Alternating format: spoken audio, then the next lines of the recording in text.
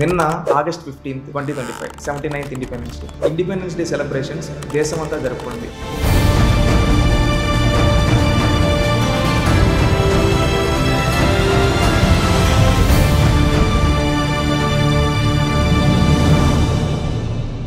ఈరోజు ప్రతి ఒక్క భారతీయ పౌరుడు ఇది నా దేశం అని చెప్పి గర్వంగా ప్రతి ఒక్క పౌరుడు వచ్చి జెండా వందనం అనేది చేయడం జరిగింది. వాళ్ళ ఇంటి పైన జెండా ఎగరేసి నేను భారతీయుని హర్ ఘర్ తిరంగా అంటూ జెండా ఎగరేస్తూ ఉంటే ఒక X chief minister now Pulivendula MLA YSRCP party president Jaganmohan Reddy గారు కనీసం జాతీయ జెండా కూడా ఎగరలేదు.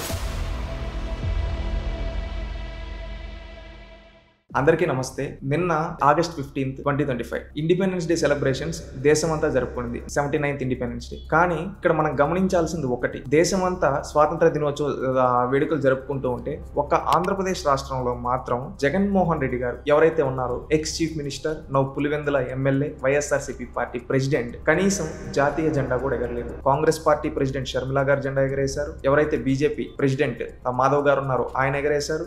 సిపిఐ లీడర్స్ ఎగరేశారు. అదేవిధంగా Telugu Desam party state president Palla Srinivasa Rao గారు వాళ్ళ పార్టీ ఆఫీసులో ఎగరేశారు. సీఎం, డిప్యూటీ సీఎం వీళ్ళందరూ జెండా వందనం చేయడం జరిగింది. ఎక్స్ చీఫ్ మినిస్టర్స్ ఎవరైతే ఉన్నారో వాళ్ళందరూ కూడా జెండా ఎగరేశారు. Tamil Nadu ex chief minister, Karnataka ex chief minister, Uttar Pradesh ex chief minister, Maharashtra ex chief minister జెండా ఎగరేశారు. కానీ ఆంధ్రప్రదేశ్ ఎక్స్ చీఫ్ మినిస్టర్ మాత్రం జెండా ఎగరవేయలేదు. సర్పంచ్ కాడ నుంచి మొదలు పెడితే ప్రధానమంత్రి వరకు అందరూ జెండా వందనం చేయడం జరిగింది. అందరూ ఎగరవేశారు, ఒక్క జగన్మోహన్ రెడ్డి గారు తప్ప. మనం గమనించినట్లయితే హర్ ఘర్ తిరంగా అని ఢిల్లీ నుంచి గల్లీ వరకు ప్రతి ఒక్కరూ జెండా వందనం చేయడం జరిగింది. ఈ రోజు ప్రతి ఒక్క భారతీయ పౌరుడు ఇది నా దేశం అని చెప్పి గర్వంగా ప్రతి ఒక్క పౌరుడు వచ్చి జెండా వందనం అనేది చేయడం జరిగింది. వాళ్ళ ఇంటి పైన జెండా ఎగరేసి నేను భారతీయుని హర్ ఘర్ తిరంగా అంటూ జెండా ఎగరేస్తూ ఉంటే ఒక బాధ్యత గల అత్యున్నత స్థానంలో ఉన్న జగన్మోహన్ రెడ్డి గారు కనీసం జెండా ఎగరవేయలేదు. అంటే దీన్ని మనం ఏ విధంగా గమనించాలి? ఎందుకంటే ఎంతో మంది స్వాతంత్ర సమరయోధులు ప్రాణాలు అర్పించిన వాళ్ళ త్యాగం వల్ల ఈ రోజు మనకు స్వాతంత్రం వచ్చింది గుర్తు చేసుకుంటూ దాని భవిష్యత్ తరాలకు చెప్పాలనే ఆలోచనలో ఈ రోజు జెండా ఎగరేస్తుంటే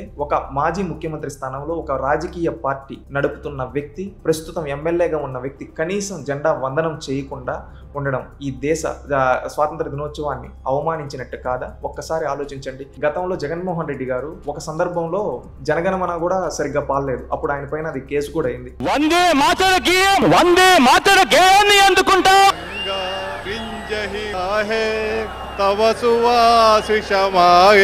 ఈయనే కాదు, వీళ్ళ వైఫ్ భారతీ రెడ్డి గారు కూడా ఒక సందర్భంలో మన దేశాన్ని ఏ విధంగా అవమానించారు నేను చెప్తా. ఎందుకంటే వీళ్ళు మాట్లాడింది ఒకసారి వినండి మీరు. What kind of justice is this? What kind of country are we living in? What kind of a country is this? What kind of secularism? What kind of a state is this?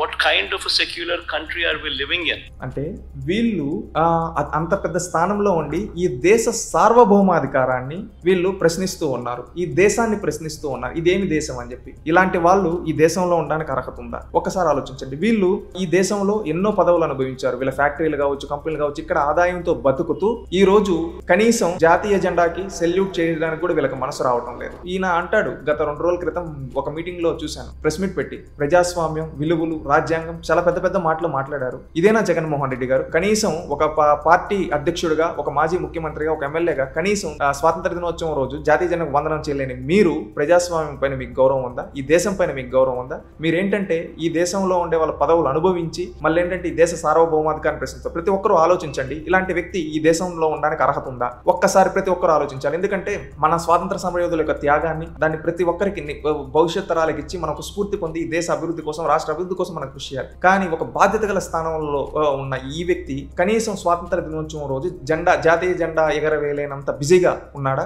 ఒక్కసారి ఏం పని ఉంది ఇతనికి? ఒక్కసారి ఆలోచించండి. మళ్ళీ ఈయన ఏమంటాడు, నాకు ప్రతిపక్ష హోదా కావాలంటాడు, ముఖ్యమంత్రి కావాలంటాడు, నేను ఎన్నికలు గెలవంటాడు. కనీసం నైతిక విలువలు లేని ఇలాంటి వ్యక్తి ఈ దేశంలో ఉండడానికి కూడా అర్హత లేదు అని నా యొక్క ఉద్దేశం. ఎందుకంటే ఇలాంటి వ్యక్తులు పదవులు కావాలి, రాజభోగాలు అనుభవించాలి, కానీ ప్రజలకు ఏమి సేవ చేయరు. కనీసం మనకు జాతీయ జెండా అంటే కూడా అభిమానం లేదని ఈ రోజు తెలిసింది. ప్రతి ఒక్కరూ ఇలాంటి వ్యక్తిని దేశం నుంచి తరిగొట్టాలని నా అభిప్రాయం.